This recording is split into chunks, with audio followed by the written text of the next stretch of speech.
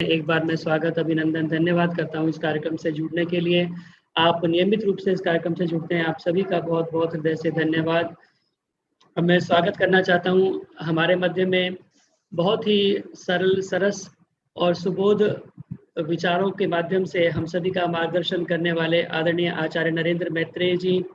आप अपना समय निकाल कर के हमारे इस कार्यक्रम के साथ में जुड़ते हैं और बहुत ही सुंदर चर्चा हमारे मध्य में विगत लंबे समय से आप रख रहे हैं और इस समय जो विषय चल रहा है वो है धर्म का वास्तविक स्वरूप। तो धर्म का वास्तविक स्वरूप क्या है, इस विषय पर विगत 2 हफ्ते से हम चर्चा कर रहे हैं। मेरी प्रार्थना है आदरणीय आचार्य नरेंद्र मैत्रेय जी से कि कृपया उस विषय को आगे बढ़ाते हुए हम सभी का इस विषय के ऊपर मार्गदर्शन करें। आदरणीय आचार्य। आइए, बहुत बहुत साधुवाद, सभी को बहुत बहुत शुभकामनाएं।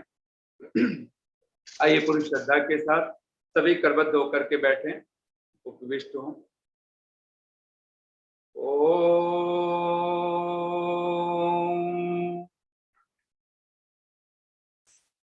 मधुमन्मे निक्रमणम्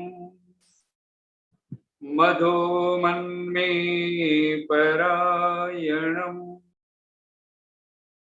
वाचा वदामि मधुमत् भूयासं मधुसन्दृशः। ॐ नमः शम्भवाय च मयो भवाय च नमः शंकराय च मयस्कराय च नमः शिवाय च शिवतराय च। ओम शांति शांति शांति ही। आर्य समाज नगर निगम क्षेत्र फरीदाबाद और फरीदाबाद की सभी समाजों के आप सभी अधिकारी वर्ग, महिला समाज, पुरुष समाज, पूरे भारतवर्ष, दिल्ली आदि सभी प्रांतों से, देश से, विदेश से उपस्थित सभी धर्मप्रिय सज्जनों, मातृशक्ति, आइए हम सब पूरी श्रद्धा के साथ जिस विषय पर हम लोग इस समय चिंतन कर रहे हैं वह है धर्म का वास्तविक स्वरूप क्या है। पहली बात, हम मस्तिष्क में एक बात बिठा लें, ये जो धर्म शब्द है यह संस्कृत का शब्द है, संस्कृत भाषा का शब्द है। और हम लोग कहा करते हैं जैसे पूरे वर्ल्ड में, पूरे विश्व में एकमात्र हमारी वैदिक संस्कृति ही है जो गौ को इतना आदर, इतना पूजनीय, अपनी वैदिक संस्कृति में यहां तक कि वेद का भी एक नाम गो है, गौ है। और जितनी भी महिमापूर्ण अगर किसी को बात को कहनी हो तो हमने गौ की प्रशंसा की है। और गौ ही एकमात्र ऐसा पशु है कि जिसके मल को हम मल नहीं कहते हैं, गोवर कहते हैं। गोवर, वर बिगड़ करके बर शब्द बोला जाता है, गोबर हम बोलते हैं। यानी एकमात्र पशु है गाय, जिसके मल को, गाय कहिए बैल कहिए, जो गौ है, जो हमारी वैदिक संस्कृति में। और गावः, जहां कहा गया गावो विश्वस्य मातरः सदा गावो देवाः, यहां तक कहा गया कि जो गौएं हैं सदा पवित्र हैं। और ऐसी गौएं जिनके मल को मल नहीं कहा गया, यानी पूरे विश्व में कोई दूसरा पशु, पक्षी और मनुष्य आदि इतर प्राणी कोई ऐसा नहीं है जिसके मल को हम मल न कहते हो। मल ही है, एकमात्र पशु है कि जिसके मल को हम मल नहीं कहते हैं, उसको श्रेष्ठ, उसको भी पवित्र। और यहां तक कि पुराने जमाने में हमारे किचन में गोमय से लेपन, महर्षि देवदयानंद यज्ञशाला को भी गोमय से लेपन करने के लिए उसका आदेश करते हैं, हम पवित्र करें। ठीक ऐसे ही ये जो दूसरा शब्द है धर्म, ये धर्म ऐसा शब्द है कि जो पूरे वर्ल्ड में, पूरे विश्व में कहीं भी नहीं प्रयोग किया गया है, और न हो सकता है, हो भी नहीं सकता है। और कहीं किसी भी मत मजहब को धर्म शब्द से बोला भी नहीं जाता है। वो लोग नहीं बोलते हैं कि फला धर्म। धर्म शब्द अगर कुछ है तो हमारी वैदिक संस्कृति का अंग है, और ये ऋषि दयानंद की बहुत महती कृपा कि हमें उस धर्म के वास्तविक स्वरूप से हमें जुड़ने का पावन सौभाग्य दिया, सुअवसर दिया। उन्हीं की कृपा है कि हमें धर्म का वास्तविक स्वरूप समझ में आने लगा और हम समझ पाए हैं। और उन ऋषियों की जो मूल, जो गंगोत्री से जो गंगा, आज भी गंगा अगर आपको पवित्र चाहिए तो आपको गंगोत्री में जो गंगा मिलेगी वो आपको हुगली तक पहुंच करके वो गंगा की पवित्रता नहीं रहती। और हुगली तो बाद की बात है, आप बनारस तक जाएं तो भी वो गंगा वो पवित्रता में नहीं है जिस पवित्रता में वो ऋषिकेश में, जिस पवित्रता में वो गंगोत्री में। अगर धर्म की गंगोत्री में स्नान करना है, धर्म की ज्ञान गंगा में अगर हमें स्नान करना है तो निसंदेह वो गंगोत्री कोई और नहीं, महर्षि मनु कहते हैं वेदो अखिलो धर्म मूल। संपूर्ण वेद धर्म की मूल है। अगर हम चाहते हैं कि परमात्मा की कृपा के भागी बने, और ये धर्म शब्द यहां तक कि वेद में ही भगवान के लिए आता है सुधर्मासि, और वो परमात्मा कैसा है तो धर्मासि सुधर्म, भगवान के लिए कहा गया है सुधर्म। और ऋषि दयान धर्म का वहां पे सीधे भाष्य करते हुए कहते हैं कि ये यजुर्वेद के 38वें अध्याय का मंत्र है, धर्मासि सुधर्म अमेनि अस्मै, कि हे न्याय करने वाले ईश्वर सुधर्मन। भगवान को पुकारते हुए ऋषि कहता है हे सुधर्मन। और सुधर्मन का पहला सा अर्थ जो हम लोगों ने पहले भी विचार किया हुआ है, यो न्याय। धर्म क्या है? यो न्याय पक्षपात रहित सुपरीक्षित सत्य लक्षणान्वित सर्व सुखाय वर्तमान, सर्वहिताय भी कहिए, सर्व सुखाय सर्वहिताय वर्तमान ऐहिक पारमार्थिक सुख हेतु अस्ति। वह ऐसा जो धर्म है जो इहलोक और परलोक दोनों को सुख से भर देने वाला है। ऋषि दयानंद कहते हैं हे सुधर्मन, हे न्याय करने वाले ईश्वर, हमें भी न्यायकारी कीजिए। आप धर्म स्वरूप हैं, हमें भी धर्म से ओतप्रोत कर दीजिए। अमेनी शब्द इसी के साथ जुड़ा हुआ है। अमेनी कहते हैं हे प्रभु, आप भी निर्वैर हैं। आप किसी भी प्राणी से, किसी भी वस्तु से, व्यक्ति से आपके मन में जैसे द्रोह नहीं, वैर नहीं पलता है, ऐसे मैं भी वैर रहित हो जाऊं, निर्वैर बन जाऊं। धर्म का सीधा सा अर्थ, इसलिए अहिंसा जो शब्द आता है, जब इसका भाष्य करते हैं जिसको महर्षि पतंजलि सार्वभौमा महाव्रतम कहते हैं, एक बात हम लोगों के मस्तिष्क में और बिठा लें, ये जो धर्म का जब सीधा सीधा स्वरूप है, एक लक्षण तो भगवान मनु गिनाते हैं 10 लक्षणों में, और योग की जब यात्रा हम लोग कर रहे होते हैं उस समय भगवान पतंजलि यम नियमों की व्याख्या में जो प्रथम पहला ही योग का जो अंग है योगाभ्यास का, उसमें पहला अंग है यम, और उसमें जो 5 यम हैं और 5 नियम हैं, ये सहज रूप से धर्म के साक्षात लक्षण है। और अहिंसा शब्द का अर्थ ऋषि करते हैं सर्वथा सर्वदा सर्वभूतानाम अनभिद्रोह। आप सब एक बार अपने मन में बोलिए, सर्वथा सर्वदा सर्वभूतानाम अनभिद्रोह। अहिंसा का अर्थ है द्रोह रहित होना।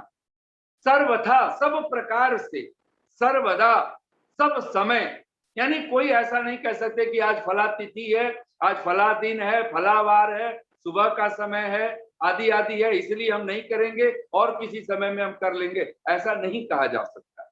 और खास करके 5 जो व्रत हैं जिनको महाव्रत कहा करके पुकारा, सार्वभौमा महाव्रतम, अहिंसा, सत्य, अस्तेय, ब्रह्मचर्य, अपरिग्रह, इसको तो कहते हैं सर्वथा सर्वदा सर्वभूतानां, सभी प्राणियों के प्रति हमें अहिंसा का पालन करना होगा, हमें सत्य का पालन करना होगा, हमें अस्तेय का पालन करना होगा, हमें ब्रह्मचर्य का, संयम का पालन करना होगा और हमें अपरिग्रह का पालन करना। ये इस विधा में जब हम बात करते हैं तब जाकर के पता चलता है ये धर्म क्या है, जिसको ऋषि कहता है हे सुधर्मन। वह परमात्मा जो सुधर्म है, जो परम न्यायकारी है, जो पक्षपात रहित है, वह हमसे भी चाहता है कि हम भी न्याय करने वाले, न्यायकारी हो, हमारे जीवन में अन्याय न हो, न घर में, न परिवार में, न समाज में, न राष्ट्र में, न विश्व में। हम जहां भी बैठे हम निष्पक्ष होकर के बैठे, हम पक्षपात रहित होकर के। महाभारत में यक्ष युधिष्ठिर का संवाद है, बहुत प्यारा संवाद है, बहुत सारे प्रश्न यक्ष पूछता है युधिष्ठिर से, और वो कथा अलंकारिक है कि ऐतिहासिक है, उसमें हम ना जाएं, लेकिन ये यक्ष और मन का भी, आप अगर हम लोग जब वेदों में पढ़ते हैं तो यक्ष मन को भी यक्ष कह करके पुकारा गया, जो पूजनीय है। यक्ष का अर्थ होता है जो पूजा करने योग्य है। मन भी हमारा दिव्य है, दैवम है, वहीं पर यक्ष है। तो यक्ष एक, आप तो पुरुष कहिए, कोई ऋषि कहिए, कोई आचार्य कहिए, कोई विद्वान कहिए, और उस यक्ष का युधिष्ठिर के साथ संवाद होता है और पूरी श्रद्धा के साथ यक्ष प्रश्न करते हैं और युधिष्ठिर महाराज उसका उत्तर देते हैं। तो वहां भी बहुत सारे प्रश्नों में प्रश्न पूछा गया, कश्च लोके परो धर्म, कश्च लोके परो धर्म, कह धर्म सदा फलः। कहते हैं ऐसा कौन सा धर्म है जो इस संसार में सबसे श्रेष्ठ है, और कश्च धर्म सदा फल, और कौन सा धर्म है जो सदा फलदायी है, जो फल देने वाला है, तत्क्षण फल देना शुरू कर देता है। आम संसार में कोई फल उगाते हैं, बीज बोते हैं, तो एक समय लगता है, उसके साथ फिर वो फल वृक्ष बनता है, फलता है, फूलता है। तो वहां पर यक्ष पूछता है, कश्च धर्म परो लोके, कश्च धर्म सदा फलः। तो महाराज युधिष्ठिर उत्तर देते हैं, अनिशंस्यम परो धर्म, अनिशंस्यम। आप सब अपने मन में एक बार बोलिए, कश्च धर्म परो लोके, कश्च धर्म सदा फलः। कश्च धर्म पर, पर का अर्थ है श्रेष्ठ। कश्च धर्म, कह माने कौन, च माने और, कह धर्म परो लोके, इस संसार में वह कौन सा धर्म है जो सबसे श्रेष्ठ है। और कहा कश्च धर्म सदा फलः, और वह कौन सा धर्म है जो सदा फल देने वाला, सदा फल देने वाला है, जब आप प्रारंभ कर लेते हैं उस धर्म को तभी से। तो महाराज युधिष्ठिर इसका उत्तर देते हैं, अनिशंस्यम। आप सब बोलिए अपने मन में, अनिशंस्यम, अनिशंस्यम परो धर्म। कहते हैं सबसे परम धर्म अगर कुछ है तो अनिशंस्यम, जिसको हम लोग हिंदी भाषा में बोलते हैं, अरे वो व्यक्ति तो बड़ा निष्ठुर है, बड़ा निशंस है। तो अनिशंस्यम का अर्थ है जिसके अंदर से निशंसता, निष्ठुरता विदा हो गई, अर्थात दया, करुणा। और इसी को संतों ने कह दिया, दया धर्म का मूल है। दया ही धर्म को ही सबसे बड़ा धर्म माना जाता है। और जिस व्यक्ति के जीवन में दया है, ध्यान देना, फिर वो सारे लक्षण उसके सहज ही घटने शुरू हो जाते हैं। तो भगवान महाराज मनु तो कहते ही हैं, आचारः परमो धर्म। और यहां तक कि आचार्य चाणक्य आदि जब कहते हैं कि ये जो धर्म है, नहीं सत्यात परो धर्म, सत्य से बढ़कर के कोई दूसरा धर्म नहीं होता, तब महाराज युधिष्ठिर कहते हैं अनिशंस्यम परो धर्म, और कहते हैं त्रयी धर्म सदा फलः। ये बहुत प्यारा शब्द दिया है, त्रयी धर्म। अब ये त्रयी धर्म क्या है? कहते हैं जो सदा फल देने वाला होता। हम सब जानते हैं जो वेद का स्वाध्याय करते हैं, त्रयी विद्या कहा गया है वेद विद्या को, और चारों वेदों का एक नाम त्रयी धर्म है, त्रयी विद्या है। इसलिए वेद का पर्यायवाची अगर हम करें तो त्रयी धर्म वेद। और वो तीन धर्म क्या है? चारों वेदों की जो तीन विद्याएं हैं उन्हीं को त्रयी धर्म का करके पुकारा गया है। ज्ञान, कर्म, उपासना। ये 3 विद्याएं हैं। चारों वेदों में ज्ञान की बात है, ज्ञान की बात है, कर्म की बात है और उपासना की बात, और इनको कहा गया है त्रयी धर्म। महाराज युधिष्ठिर कहते हैं कि जो व्यक्ति वेदोक्त धर्म का पालन करता है, कहते हैं ऐसा धर्म का पालन करने वाला सदा फलः, वो सदा ही फलवान होता है। यानी ऐसे धर्म का पालन करता हुआ सदा ही वो सुफल होता है। तब हम लोग विचार करें एक बार। पहली बात, न्याय। न्याय धर्म का जो स्वरूप है वो न्याय वाला स्वरूप है, पक्षपात रहित।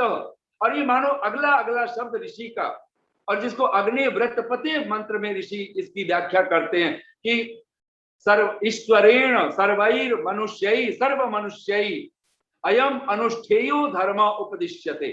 ईश्वर मानव मात्र के लिए जो अनुष्ठान करने योग्य धर्म है उसका उपदेश करता है। और वो उपदेश क्या है? तब यहाँ पे ऋषि कहता है यो न्याय, यो मतलब यह धर्म, जो धर्म न्याय का पर्याय, धर्म का पर्यायवाची अगर दूसरा शब्द होगा तो न्याय। इसलिए ऋषि दयानंद पंच महायज्ञ विधि में भी जब हम लोग संध्या करने लगे हैं और ऋषि जो प्रार्थना को करते हैं धर्म अर्थ काम मोक्षाणाम सद्य सिद्धिर्भवेन्न, तब भी वहां पर जो शब्द है ऋषि का, तो कहते हैं सत्य न्याय का आचरण। धर्म शब्द का एक मस्तिष्क में हम लोग बिठा लें, धर्म शब्द का मूल जो अर्थ है सत्य न्याय का आचरण। सत्य छोड़ा नहीं जा सकता है। अश्रद्धाम अनृते अदधात श्रद्धाम सत्य प्रजापति। ऋषि दयानंद इस मंत्र का भी, ये भी यजुर्वेद के 19वें अध्याय का मंत्र है। और ऋषि कहते हैं अश्रद्धाम अनृते अदधात, भगवान ने अनृत में अश्रद्धा को रखा है। जहां भी हमें लगता है ये असत्य है, ये आदमी झूठा है, हमारी तत्क्षण अश्रद्धा हो जाती है उस व्यक्ति के प्रति। कहना नहीं पड़ता है आपको। अपने घर परिवार में भी अगर आपको लगता है कि फला मेरा पति, मेरी पत्नी, मेरे बच्चे, मेरे फला व्यक्ति, मेरा मित्र, मेरा भाई झूठ बोलता है, असत्य बोलता है, आपकी श्रद्धा खत्म हो जाएगी, तत्क्षण खत्म हो जाएगी।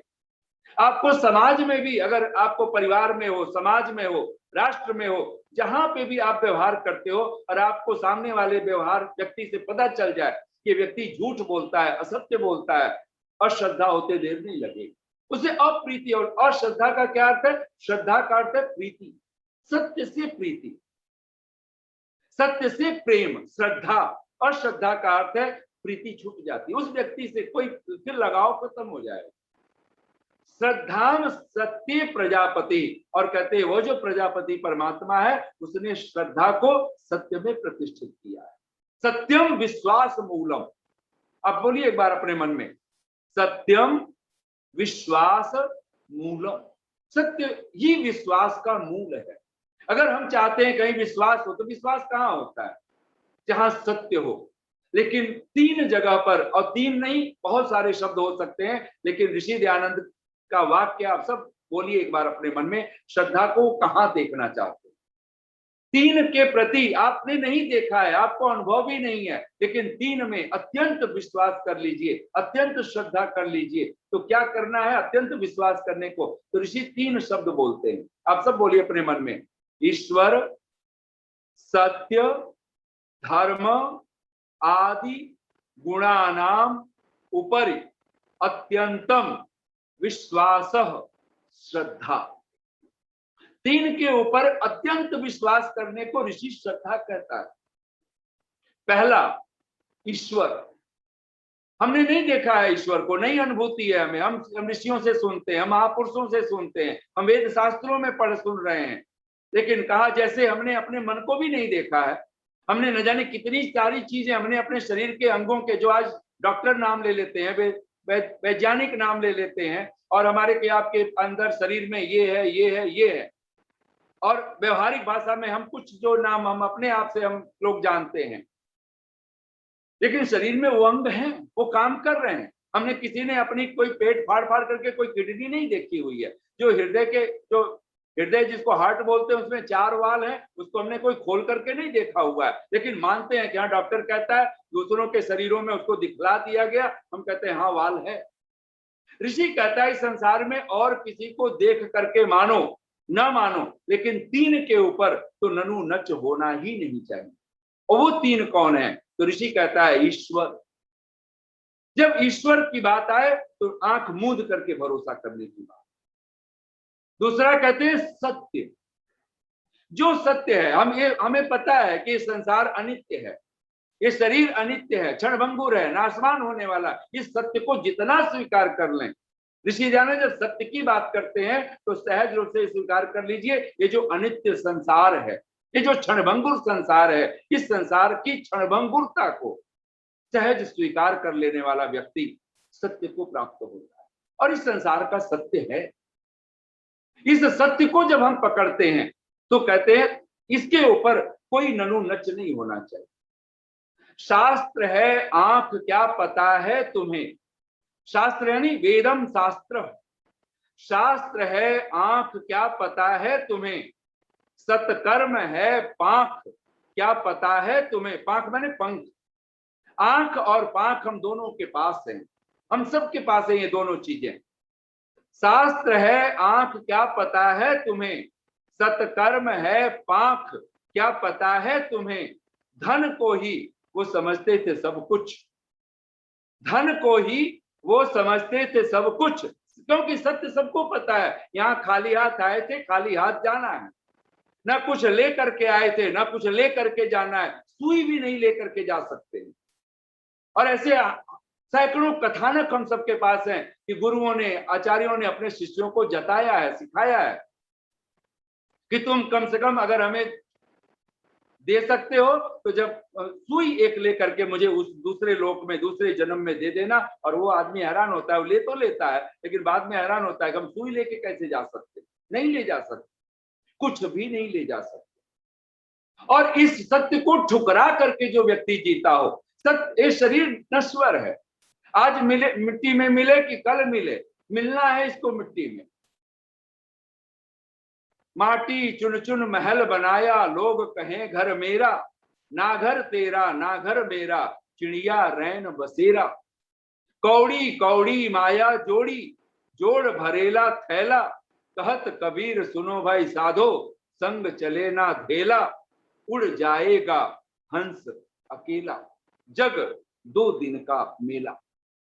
इस सत्य को सत्य समझने की बात है। यहाँ जब आप ईश्वर की बात करते हो, ईश्वर कौन है? वो शाश्वत है, सनातन है, सत्य है, परम सत्य है। और ये जगत कैसा है? तो क्षणभंगुर है, ये नाशवान है। जग 2 दिन का मेला, बस ये 2 दिन की बात है। जगत तरैया भोर की, सहजो ठहरत नान, ज्यों पानी अजुरी मान। सहजो भाई कहती है जैसे ये संसार कैसा है, तो जगत तरैया भोर की, जैसे सुबह अगर आप आंखें खोले, ब्रह्म मुहूर्त में जब कोई जगता है, और सुबह सुबह, इस समय तो वर्षा ऋतु है, लेकिन आप शरद ऋतु में या कोई ग्रीष्म ऋतु में और ऋतुओं में आप देखें, सुबह असंख्य तारे दिखाई देते हैं, लेकिन जैसे ही उषा की लालिमा, सूरज उगने को होता है, पल भर में आप आंखें ऊपर करते हो और सारे तारे विलीन हो जाते हैं। जगत तरैया भोर की, जैसे सुबह के तारे एकदम देखते ही देखते क्षण में विलीन हो जाते हैं, आंखों से दिखना बंद हो जाता है। कहते ऐसा ये जगत है, क्षणभंगुर। जैसे पानी अजुरी मां, जैसे हाथों में हम अंजलि में पानी भर लें और अब रिस ही रहा है, हाथों में पानी कब तक ठहरेगा? वो पानी रिस रहा है, वो रित ही जाएगा, वो नष्ट ही हो जाने वाला है, समाप्त ही हो जाने वाला है। ऐसा ये संसार। तब कहते हैं ईश्वर, सत्य, और तीसरा शब्द ऋषि के लिखते हैं धर्म। ये धर्म शब्द अगर हमारे मस्तिष्क में बैठा है, और ईश्वर की ही वाणी का नाम, इसलिए जो कुछ वेदोक्त है वो सब धर्म है। वेदों में न वेद बाह्यो धर्म, आप सब सूत्र बोलिए, महर्षि चाणक्य का सूत्र है ये, न वेद बाह्यो धर्म। वेद से बाहर कुछ भी ऐसा नहीं है जिसको धर्म कहा जा सके, अर्थात धर्म वेद से बाहर नहीं है। जो कुछ वेद में कहा गया है वही धर्म है। और उस धर्म को वेद में क्या कहा है? तो महर्षि जहां मनु आदि कहते हैं, वहीं पर यहाँ महाराज युधिष्ठिर यक्ष से कहते हैं आनिशंस्यम परो धर्म।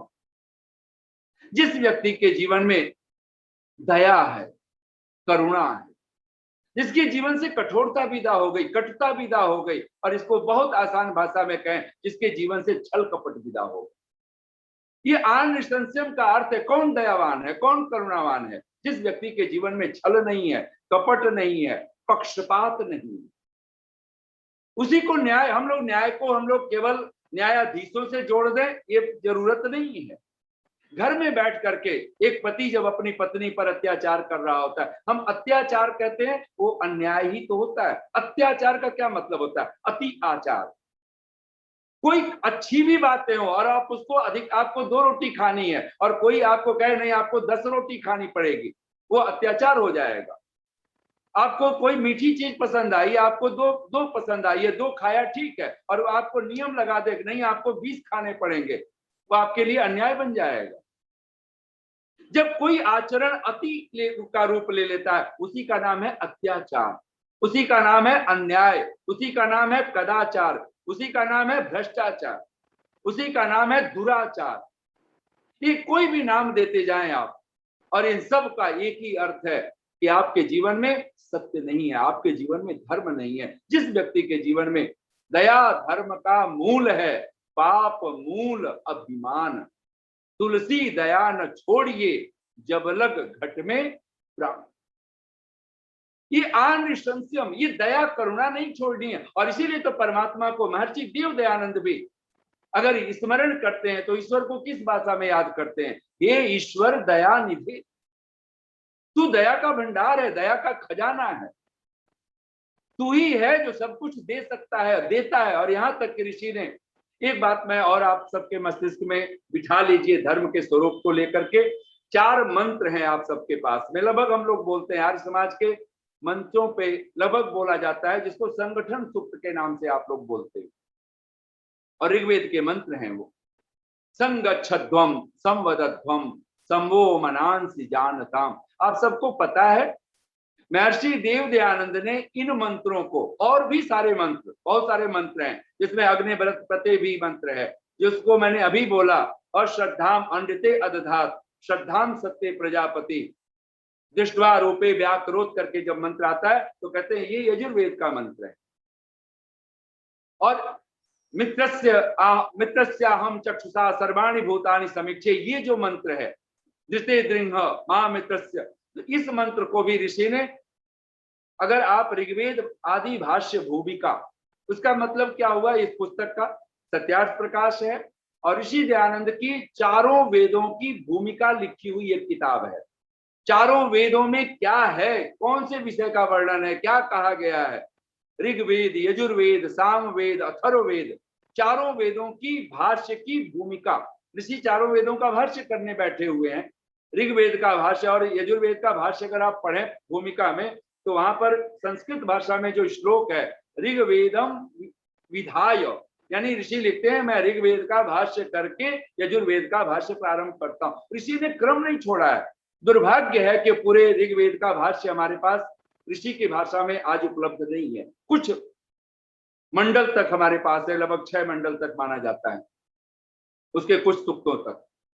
तो ऋषि लिखते हैं सहज रूप से ऋग्वेदादि भाष्य भूमिका, और उस भाष्य भूमिका में यानी 4 वेदों की भूमिका किताब है ऋषि की, और वो भी अच्छी खासी पुस्तक है और जो अद्भुत रूप से प्रामाणिक रूप से वो पढ़ने योग्य है।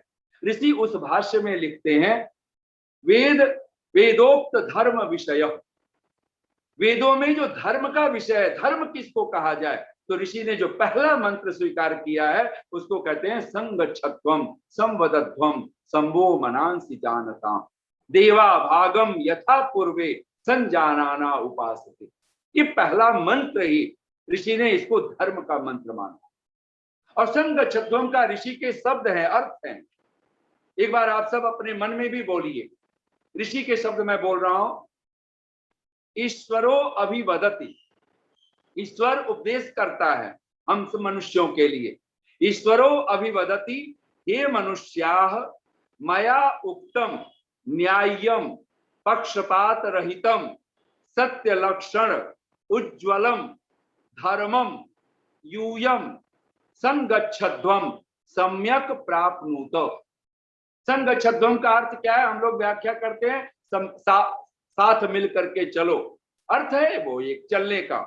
लेकिन यहाँ पे गति के 3 अर्थ होते हैं, तो यहाँ ऋषि कहते हैं प्राप्ति अर्थ को लिया है। और ऋषि कहता है कि ईश्वरो अभिवदति, परमेश्वर हम सभी के लिए धर्म का, ऋषि के शब्द हैं ये हिंदी में भी, परमेश्वर हम सभी के लिए धर्म का उपदेश करता है कि हे मनुष्य लोगों, जो पक्षपात रहित न्याय सत्य आचरण से युक्त धर्म है, तुम लोग उसी को ग्रहण करो, उससे विपरीत कभी मत करो। यहां पर भी सहज रूप से ऋषि ने संगच्छध्वम, सम्यक प्राप्नुत, किसको प्राप्त करें, जो न्याय्यम, जो पक्षपात रहित जो आचरण है। और इसीलिए तो ऋषि जब हमें 10 नियम देते हैं तो 5वां नियम क्या है, सब काम धर्मानुसार, सब काम धर्मानुसार, अर्थात सत्य और असत्य को विचार करके करनी चाहिए। धर्म का सीधा सा अर्थ है। और ऋषि दयानंद तो अगर आप आगे पढ़ेंगे, समानो मंत्र, सबके मंत्र समान हो, तो मंत्र का अर्थ क्या किया है, सत्य और विचार करने की जो क्षमता है हमारी, हम सत्य को सत्य और असत्य को असत्य जो कर पाते हैं, दूध का दूध और पानी का पानी कर पाए, ये जो विचार की क्षमता है, इसका नाम मंत्र कहा गया। जो सत्य को सत्य कह पाए, असत्य को असत्य कह पाए, और ये विचार हमारे जीवन का अंग बने, तब यहाँ पर हमें लगता है कि संगच्छध्वम। और वहीं पर ऋषि आगे कहता है संवदध्वम, तुम आपस में परस्पर हे मनुष्यों संवाद करो।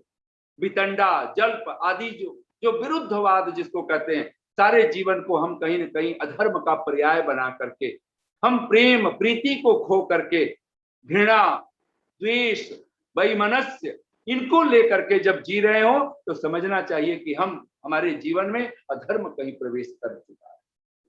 तो भगवान से क्या प्रार्थना करेंगे, बुराई को त्यागें। और ये विश्वानि देव मंत्र मानो, ये इसी धर्म की एक छोटी सी पूरा का पूरा एक भाष्य कर देता है। यद भद्रम, भगवान से भी और ऋषि ने स्वीकार किया है, ऋषि की प्रार्थना है कि जब तक व्यक्ति ईश्वर से, परमेश्वर से सहाय की याचना नहीं करता है, कहते हैं वो धर्म को सही रूप में वो प्राप्त नहीं हो सकता है। हम कोई, यहां तक ऋषि कहता है जब आप युद्ध में भी जाओ तो परमेश्वर की प्रार्थना पूर्वक हम युद्ध में भी जाएं। एक क्षत्रिय, एक राम, एक कृष्ण जब युद्ध में उतरते हैं तो ना वो यज्ञ छोड़ते हैं, ना वो संध्या छोड़ते हैं, और उस समय भी वो भगवान से कोई प्रार्थना करना नहीं छोड़ते हैं। इसलिए भगवान से क्या प्रार्थना करें, तो यद भद्रं तन्न आसुव, और ये भद्र शब्द भगवान के, ये जो धर्म का पर्यायवाची दूसरा शब्द हो सकता है, क्योंकि वृषभो ही धर्म क्या होता है, सुख वर्षक है, ये वो भद्र है।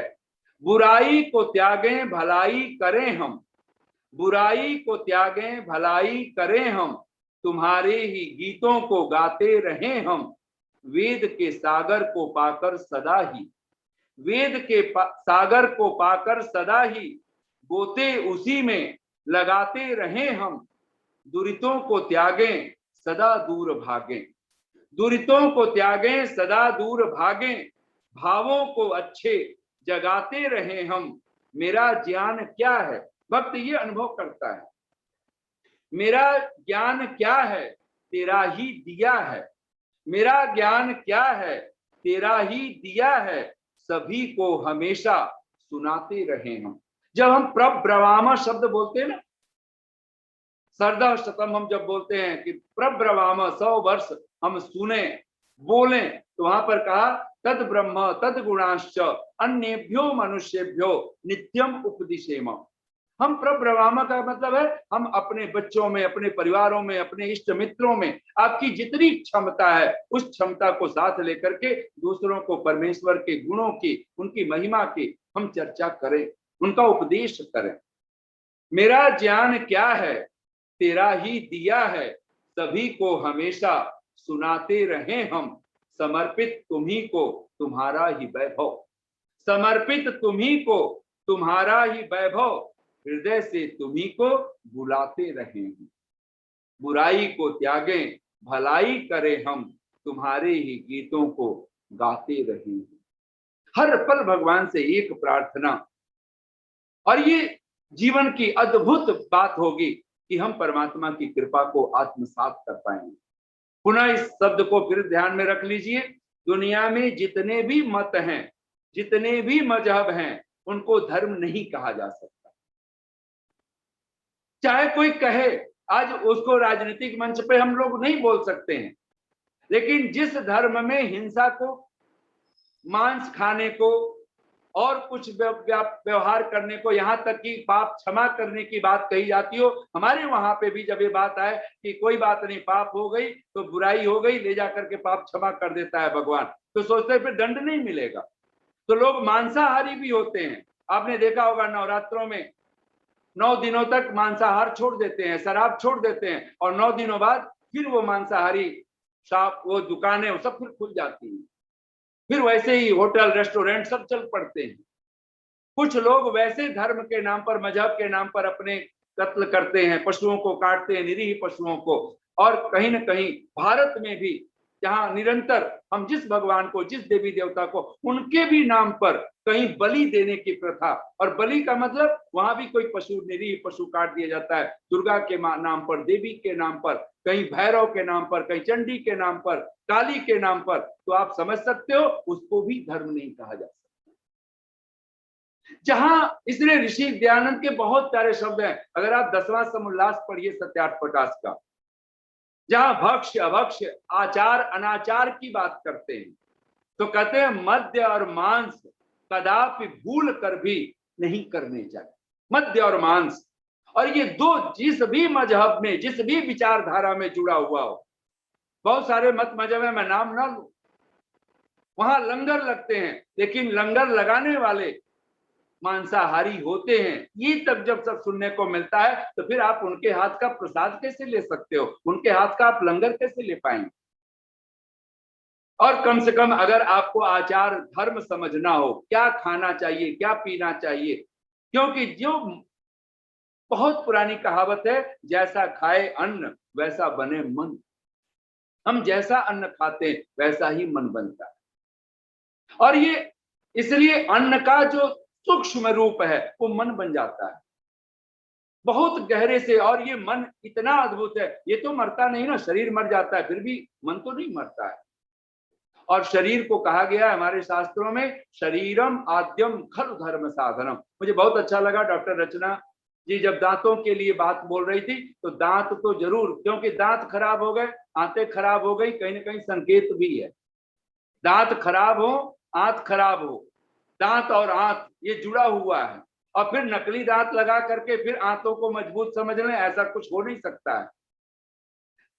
यहाँ सब कुछ हमें आपको समझना होगा। और सबसे बड़ी बात है, शरीरम आद्यम खलु धर्म साधनम, इस शरीर को ही सबसे बड़ा धर्म का साधन कहा है। और भगवान ने जो सबसे बड़ा साधन दिया, जिसको गोस्वामी तुलसीदास कहते हैं साधन धाम मोक्ष कर द्वारा, जिसको हरिद्वार असली मोक्ष के द्वार अगर कोई है तो ये शरीर है, ये मनुष्य शरीर।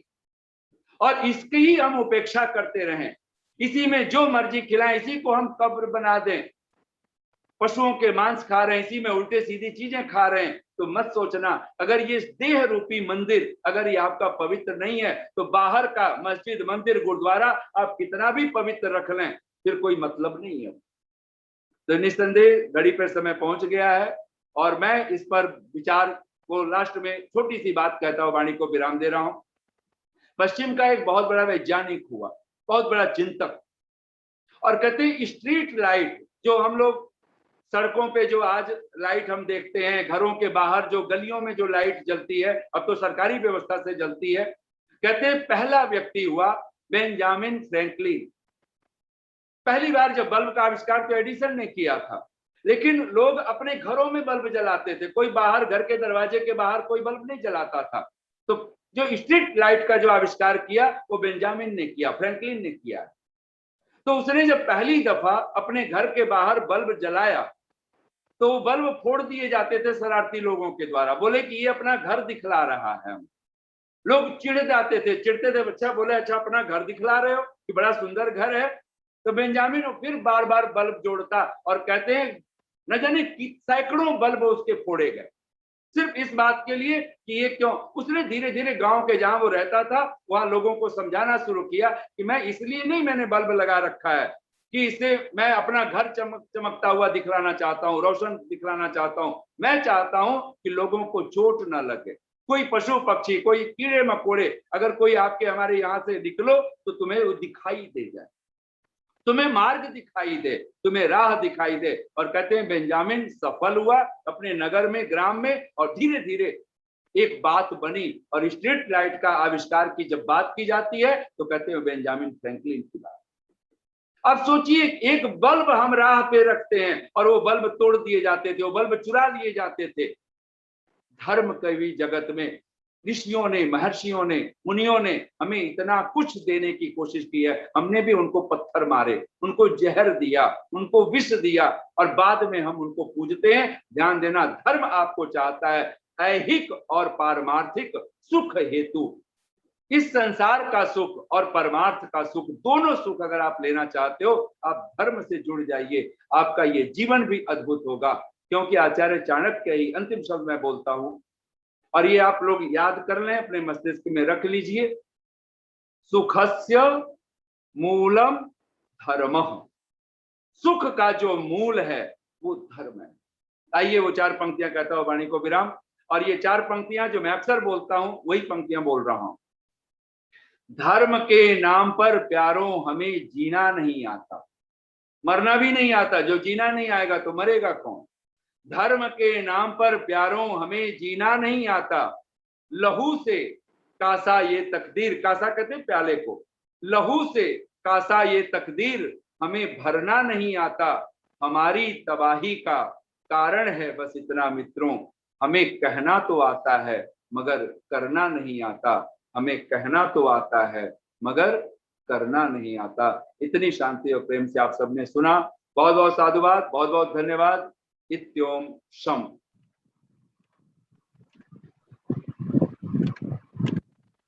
बहुत बहुत धन्यवाद आदरणीय आचार्य जी। बहुत सुंदर धर्म के विषय में चर्चा हमारे मध्य में आप रख रहे हैं। धर्म का वास्तविक स्वरूप हमें समझाने का प्रयास कर रहे हैं, और वास्तव में यदि धर्म को हम समझ जाएं तो हमारे जीवन का कल्याण हो सकता है। क्योंकि धर्म जो है वो परमपिता परमात्मा के द्वारा प्रदत्त है, और सबसे अधिक भ्रांतियां आज यदि किसी विषय में है तो धर्म के विषय में है। बहुत सारी चर्चाएं व्हाट्सएप इत्यादि के माध्यम से देखने को मिलती हैं, जहाँ पर लोग बहुत प्रकार की चर्चाएं करते हैं। मजहब नहीं सिखाता आपस में बैर रखना, लेकिन वास्तव में देखा जाए तो यह मजहब ही है जो आपस में हमें बैर रखना सिखा रहा है।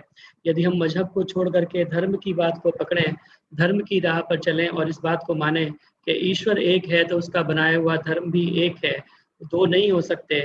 इसीलिए परमपिता परमात्मा के द्वारा प्रदत्त उस धर्म के वास्तविक स्वरूप को हम जानें, तभी हमारे जीवन का कल्याण हो सकता है।